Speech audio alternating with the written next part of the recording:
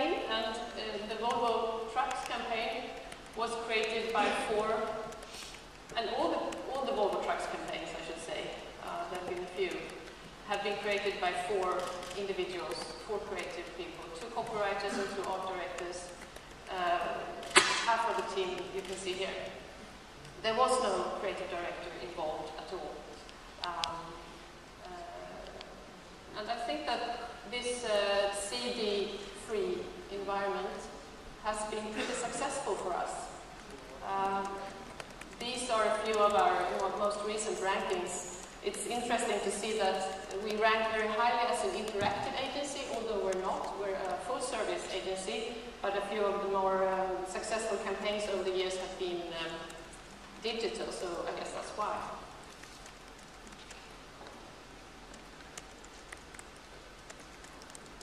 And we talk a lot about brave clients, or rather about undaring clients.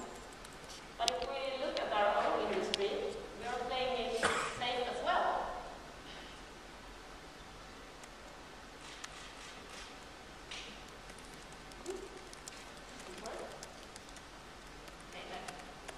And the advertising industry is incredibly conservative and rigid. And just look at how big agencies are organized. 99% of them work the same way. And it doesn't matter where on the earth you are, if you're in India or London or Brazil, the structure is the same.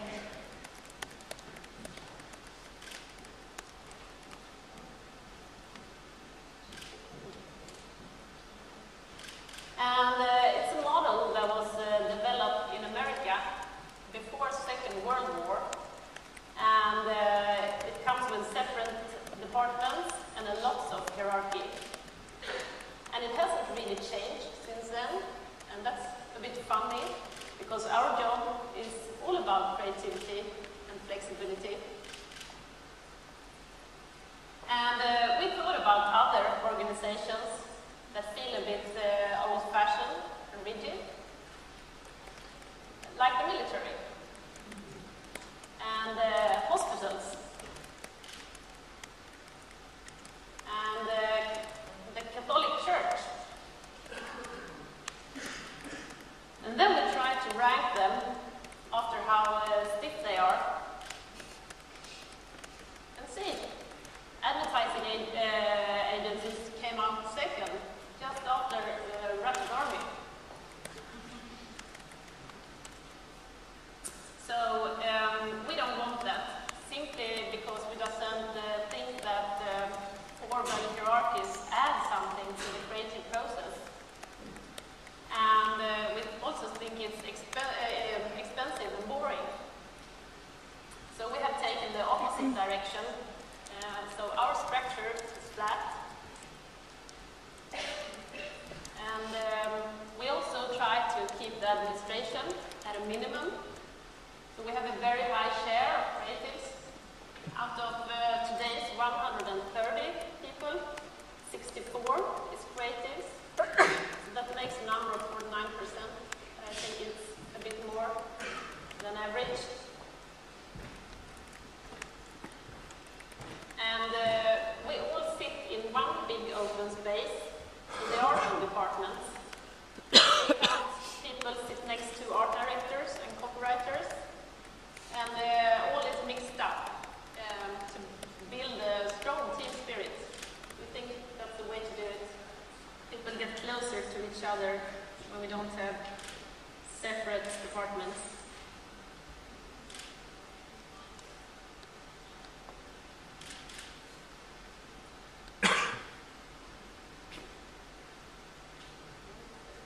Yeah. So this agency is owned by me and Silla, and by 26 of our colleagues. We all have equal shares, which can be pretty shocking, especially when you talk to American people, because they seem to think that it comes close to communism. But it has nothing to do with politics, of course. It is to do with stability and culture and friendship.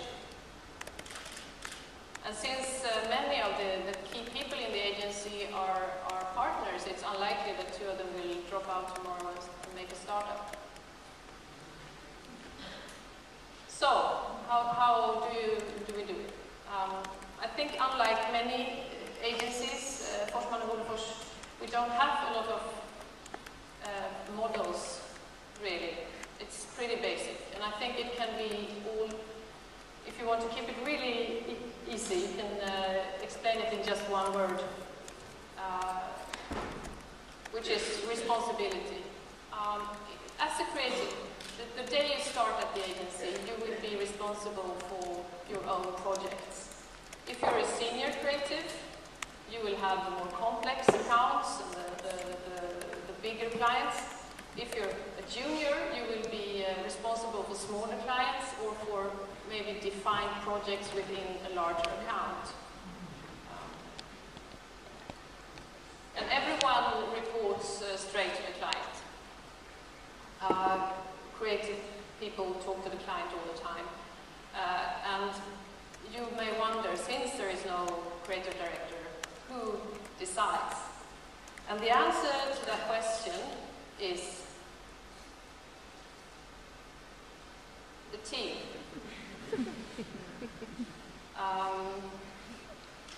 We are a very big agency by Swedish measures, but we work in small units and small teams. And initially, it's almost always just an art director, a copywriter, an account director, and maybe a planner. That is the core team, and those are the people who take the brief, do the strategic and creative work, present it to the client, produce it. And I'd say that even if, of course, there can be, I'd lie to you if I say there were never conflicts, because of course there are. But I'd say it's pretty rare. Because when you work with people that you really admire, talented people that you like, and you have a problem between you to solve, you will find a way to do it that everyone is happy with. And you don't really have to prove yourself because you already got the job. There's only one team for every project, so the only thing you need to do is try and do it your best. And it's also because we work very closely with account people and creative people together, we end up with creative people that are very strategic, that wants part in the strategic discussion, and also account people that are very interested in creativity and very good at creativity. So sometimes they're even a bit hard to tell apart. We have a very close relationship with our clients also. Since we actually all have their phone numbers in our mobiles and we have a lot of contact, we really get to know each other. And when you know someone, you trust someone. And I think that goes both ways.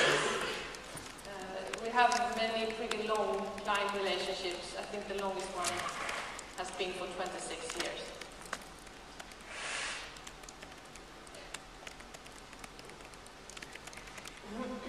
So, if we don't have any creative directors, who makes sure that the work is good enough? And there are several answers to that. First is about the people we hire. We need to find the very best people. And they must be talented. And they also must have the mentality of an entrepreneur. Because they will basically running their own business at FMB in small groups. And of course, everything they do, since we only have one team at the project, so everything they will do will be published. So that puts an extra pressure on them as well. But we also have a model for improving creativity. We call it the floor, and it originates from old days when we did a lot of print work. And we put everything out on the floor, so everyone else could take part of the work. And everyone is there to see and discuss and criticize. And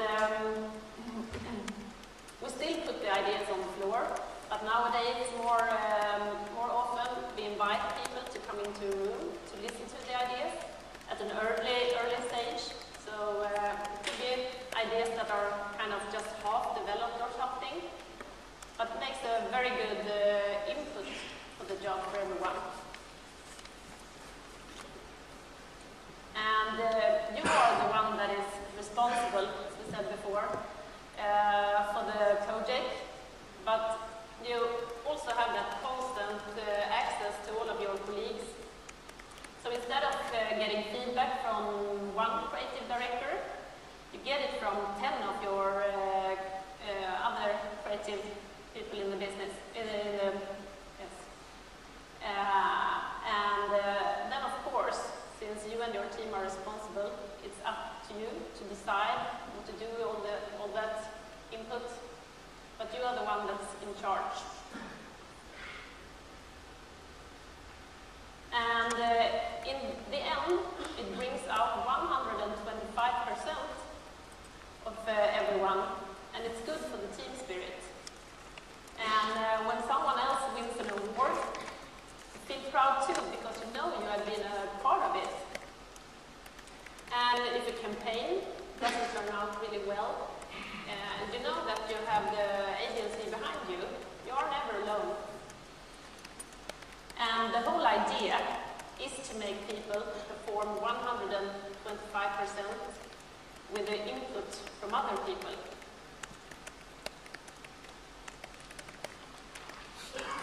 So the team spirit is very important to F&B.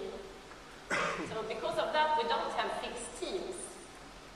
This means, for example, that a copywriter will work with one art director on one account, and then with another art director on something else. And this way, no one is totally dependent on someone else. And of course, to be able to work with different types of people gives you more courage and strength, and you get a lot of more experience that way. And there will be no feeling of competition among the teams. That's very good to think. So, is everything just fine and easygoing with this model? Of course not. The collective system is sometimes very demanding. One thing is that you must listen.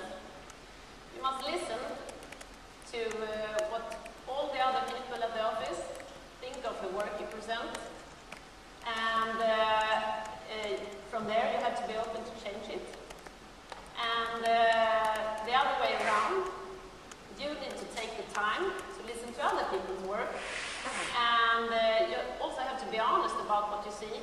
If there are something you don't like, you have to tell, and you also have to kind of help to get it better. Let's make kind of a good gymnastics for the brain.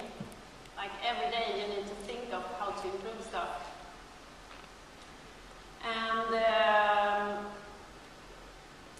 you also need to put prestige aside. You must dare to show ideas that are not yet finished, or maybe even share ideas that you might doubt yourself. Prestige is banned. You can't say it's none of your business. It doesn't exist at F&B. It's totally taboo.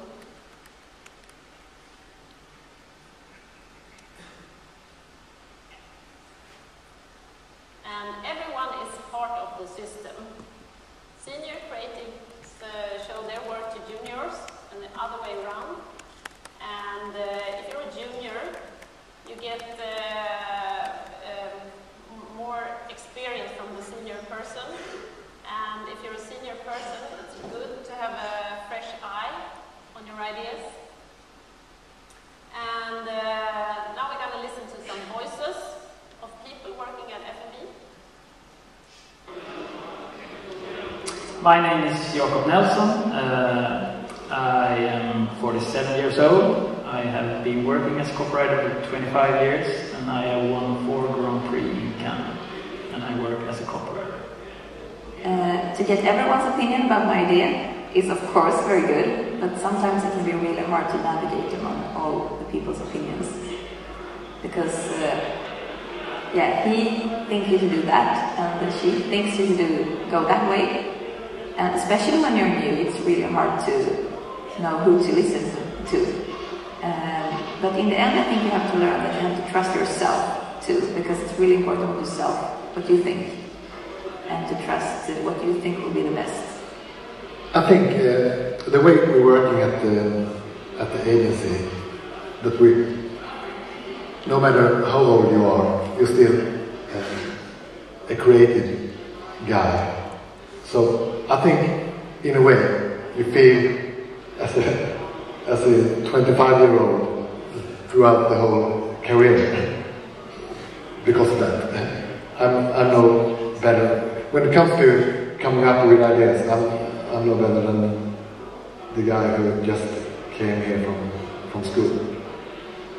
I guess working without a creative director, working the way we do when everything is up to me, that really adds some pressure to me, of course, from time to time, but somehow I never feel alone. Like, I am responsible for my projects, but we are all here to solve this. Everybody wants the best out of every idea, so it never feels like it's totally just up to me.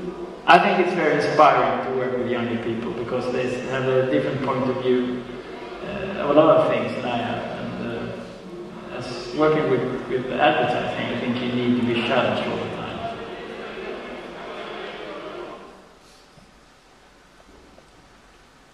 Of course, we know that there are many good creative directors out there, and that it can be inspiring to work with a very good creative director. It's just not given that just because you're good at coming up with ideas and because you're a brilliant creative, that you're also a good boss and good at directing others. So we try to keep people doing what everyone does best. And if you're really good at coming up with ideas, that's what you keep doing until you retire, basically. We also have a very strong belief that you need a relaxed and very friendly environment to perform your best. I know that the traditional way to make people perform is to have them compete, and we try to do the opposite. We steer away from competition. We never let teams race against each other. We try to help each other instead. And we talk a lot about it at the office, that it must be okay to fail. It's okay, because everyone does that from time to time. You try your best and sometimes it turns out not so good anyway, and that's fine. And I think that if people feel secure and safe, they will also dare to do things that they wouldn't have otherwise. And this is of course a total cliche, but it's still true. We are dead serious about what we do at the agency. We want it to be different, and we want it to make a difference, a visible difference for the client. And in our experience, we do the best things when we can focus 100% on the problem that we have to solve, when we don't have to bother about the layers of hierarchy or how to get your idea through certain people. We try to just get rid of that and focus on the assignment before us.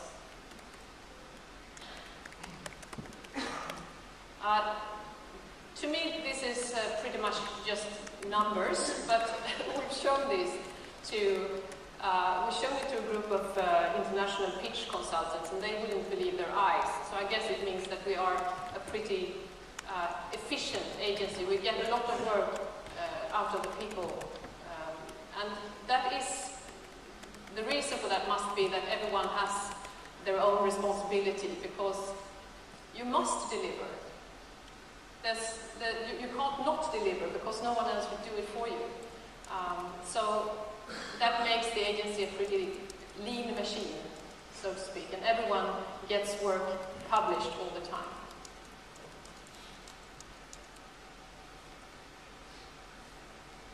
Well, one last question might be, is there a way of making a career at Forsman Bodenfors, or will you just be doing the same stuff all over?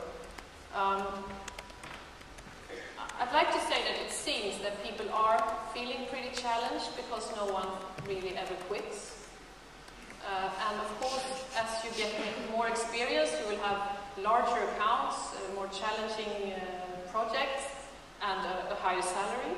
But there is one more way, and that is to become a partner. This is not something that will happen overnight, because we have never hired anyone as a partner. It is something that will happen after a few years. If you turn to be a key person at the agency, you may one day be the owner. You won't get rid of your... oops. No. Did someone speak?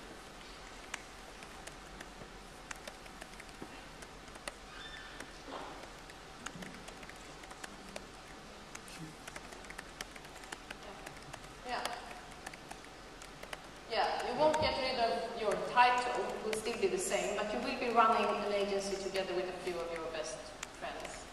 And perhaps it is a bit daring to have this many leaders in a company, but we sort of think that it is worth it. This pretty much sums up what we're going to say.